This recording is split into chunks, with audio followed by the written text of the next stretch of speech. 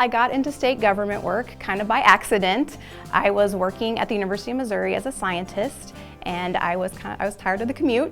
I was looking for a job in Jefferson City, and you wouldn't think there's a lot of laboratory opportunities in Jefferson City, but surprisingly, several state agencies have state laboratories.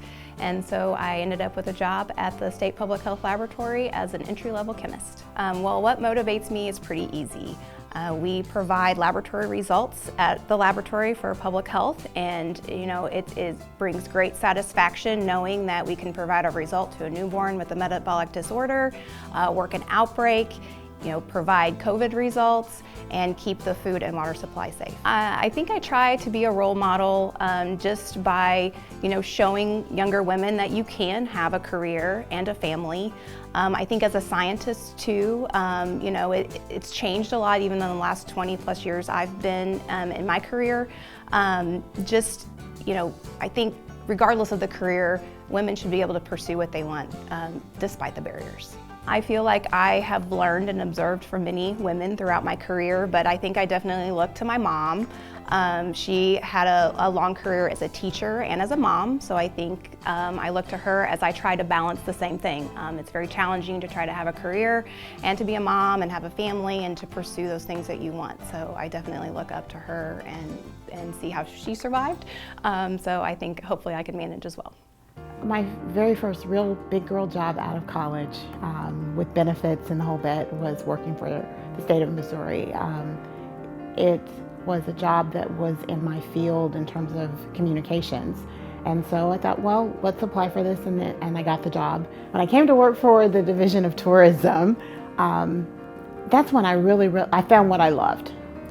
Working for tourism was like, this is what I was meant to do. Women have come a long way, and we're certainly leaps and bounds above where we were in the past as women. I think that we still face some of the same challenges.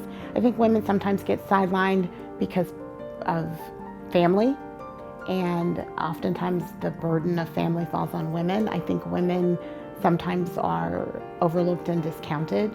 Sometimes their voices aren't as heard as much. I will say working in the tourism industry is a heavily female industry, so we don't have that as much just because there's so many women in tourism. Sometimes younger women coming into whatever your industry may be are going to experience different challenges than I would have experienced 25 or 30 years ago. So we also have to remember to listen to them, but certainly explaining, teaching, giving them opportunities, bringing them along, including them, and things that maybe they're not ready to take on for themselves yet, but helping them to learn. I see that now in our division, that some of the women who've been here longer are grooming the next generation and teaching and passing those things on.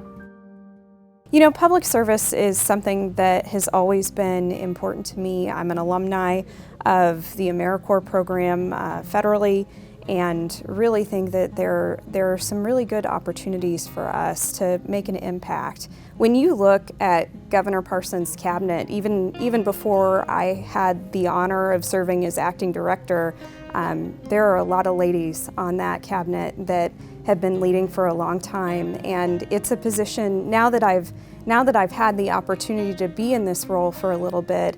I feel like I can appreciate better the responsibility that they carry, and they lead with such grace and determination.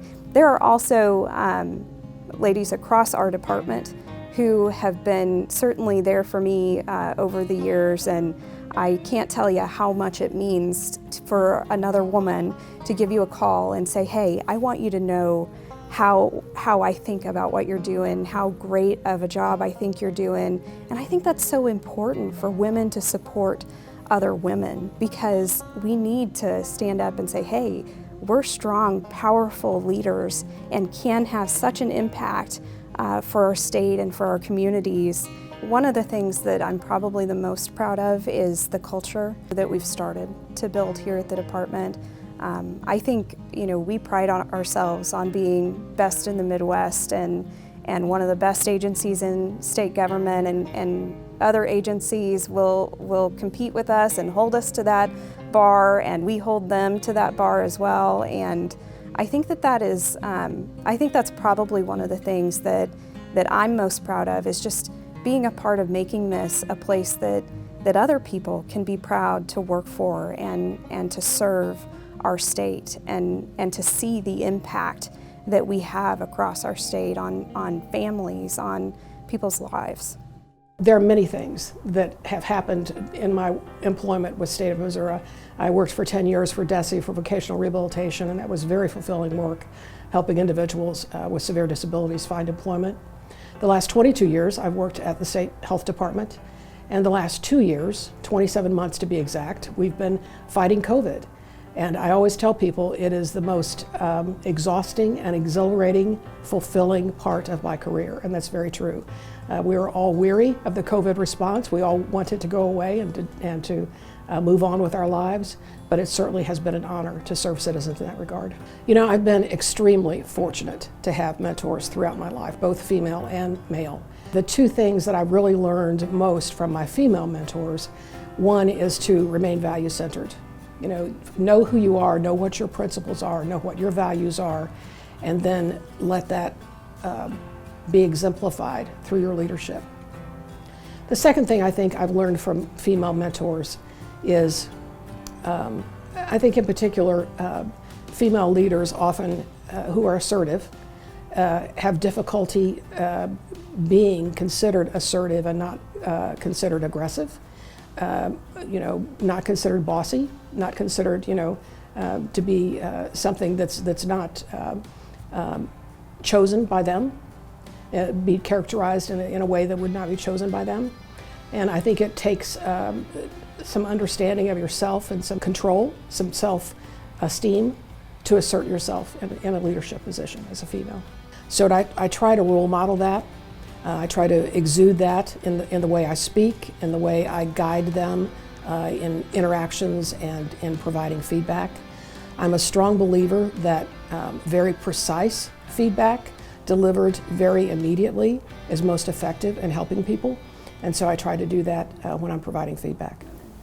Well, as a female and a scientist, I am really encouraged by the amount of women I see pursuing that career.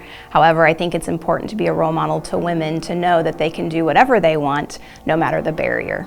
Well, I think at DED, again, we have a lot of women in positions of influence and power, and I think that helps. And I think that anytime you see people who look like you, whether it's ethnicity or gender or something that you can relate to, that helps you push to make it to the next level. When you see someone with such promise, they may not see that in themselves. And so it is so important for them to hear that and to know the value that they could have and that they bring, and to make sure that they recognize that. Be true to yourself. Understand what your values are, where you're headed, what you are willing to negotiate upon and what you are not, and be true to yourself.